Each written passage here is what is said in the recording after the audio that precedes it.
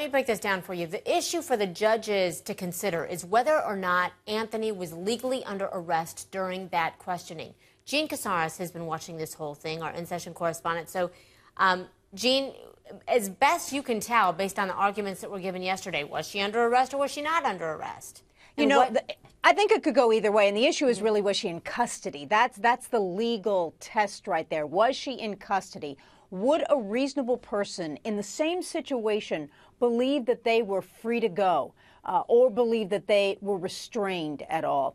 You know, let's remind everybody, because it seems like it was a long time ago, what the convictions were for lying to a law enforcement officer. The number one was that she worked at Universal. Number two was that she had given Kaylee to Zenaida Gonzalez. Number three, that she had told two good friends, Hopkins and another friend.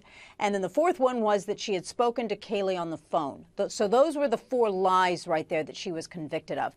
And there's two environments. First of all, it was at her home that night. Remember, Cindy Anthony called police. They came. Cindy Anthony had said, Casey has stolen my credit cards.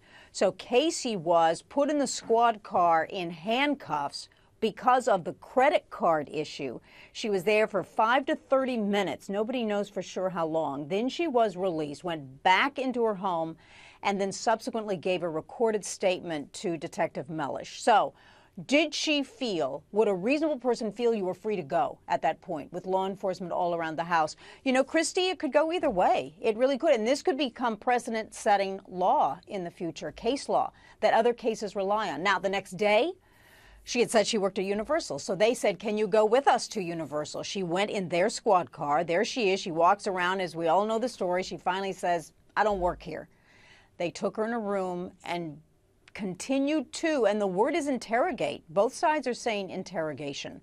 And normally custodial interrogation creates that buzzword that you need to be given your Miranda rights. And she was not given Miranda rights. And that's the point of the defense, that she should have been read her Miranda rights because she didn't feel she was free to go. So if it's found that she wasn't read her Miranda rights, these charges could just be dropped? The convictions would be reversed. The convictions would be reversed. Correct.